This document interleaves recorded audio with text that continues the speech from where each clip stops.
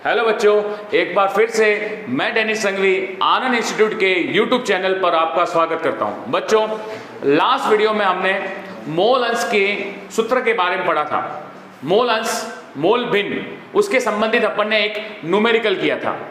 आज हम जो टॉपिक को लेने वाले हैं जिसका नाम है मूलानुपाती सूत्र तथा आणविक सूत्र, जिसको मूलानुपाती सूत्र को बोलते हैं इंग्लिश में एम्पेरिकल फॉर्मूला और आणविक सूत्र को बोलते हैं मॉलिक्यूलर फॉर्मूला।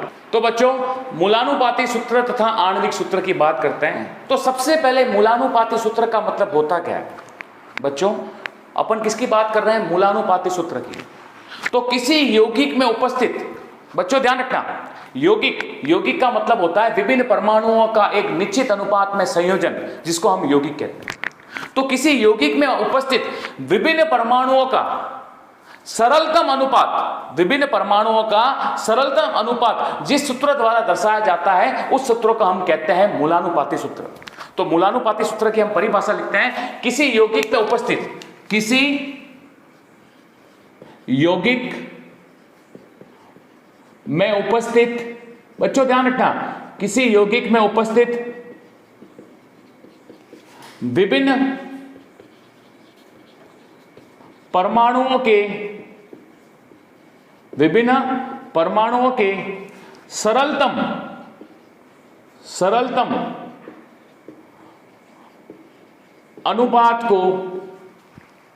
अनुपात को मूलानुपाती सूत्र कहते हैं। मूलानुपाती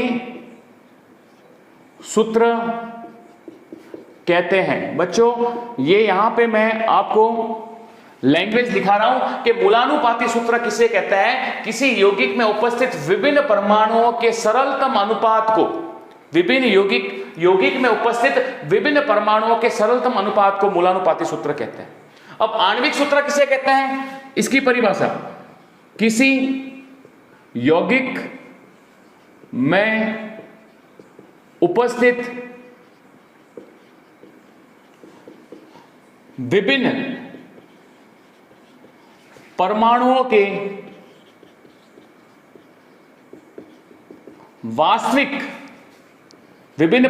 के वास्तविक अनुपात को, कौन से अनुपात को? वास्तविक अनुपात को आणविक सूत्र कहते हैं।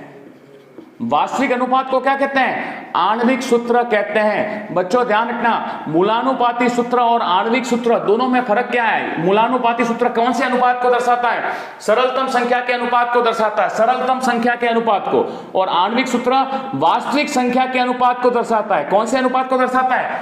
वास्तविक संख्या के अनुपात को। बच्चों, हो सकता है आपको डेफिनेशन से ये चीज समझ में नहीं आई, तो इससे संबंधित अपन एक न्यूमेरिकल लेते हैं, एक आंकिक लेते हैं, उससे ये आपकी चीज क्लियर हो जाएगी। तो सबसे पहले मूलानुपाती सूत्र और आणविक सूत्र में क्या अंतर है उससे संबंधित एक आंकिक लेते हैं। तो बच्चों, मूलानुपाती सूत्र तथा आणविक सूत्र की डेफिनेशन मैंने बता दी है।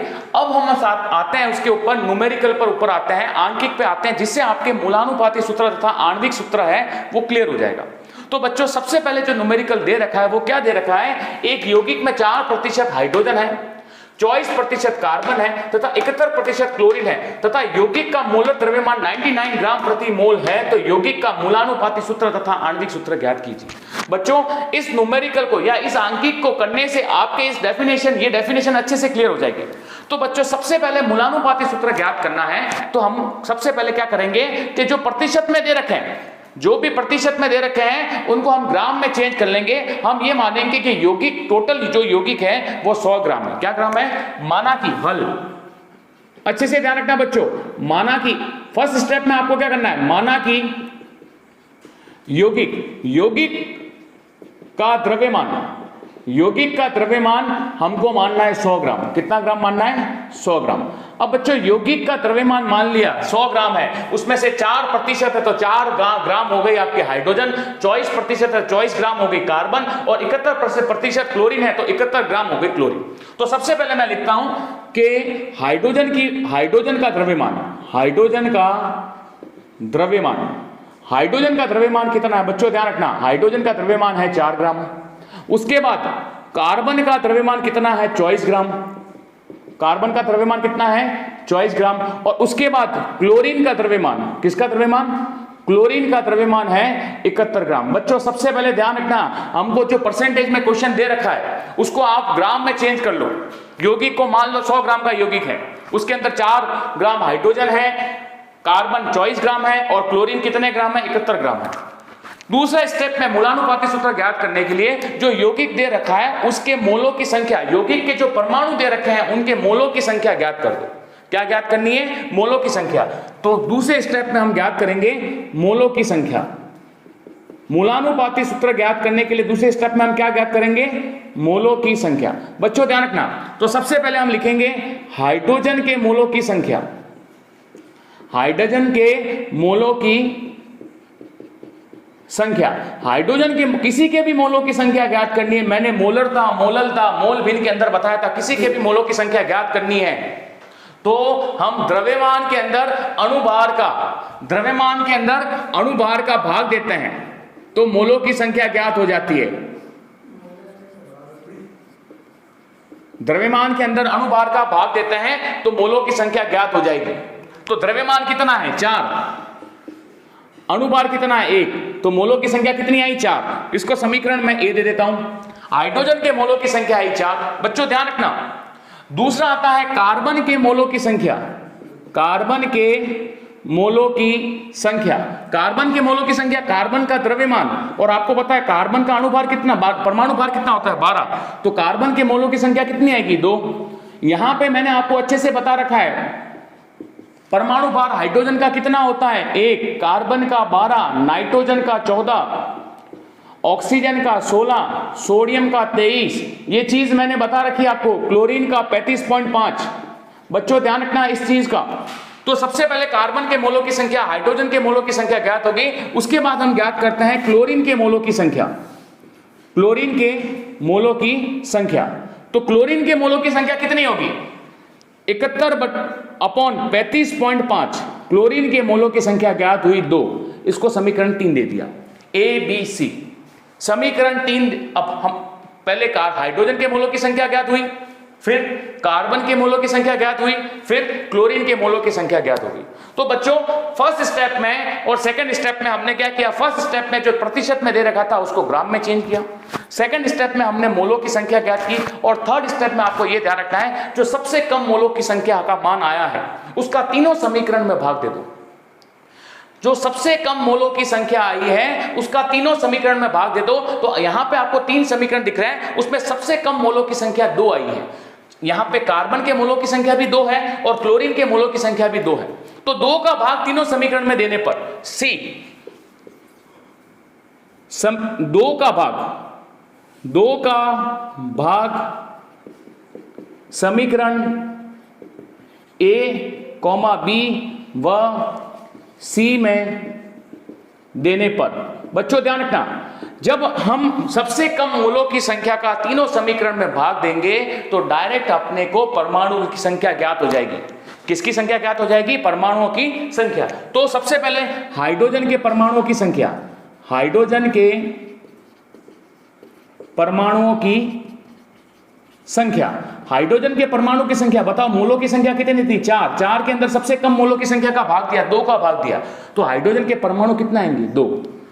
अब दूसरा आएगा कार्बन के परमाणुओं की संख्या। बच्चों ध्यान रखना, कार्बन के परमाणु की संख्या, तो कार्बन के परमाणु की संख्या में 2 के अंदर 2 का भाग दूंगा, सबसे कम वाले का भाग देना है, तो 2 के अंदर 2 का भाग दूंगा तो कार्बन के परमाणु कितने आएंगे? 1।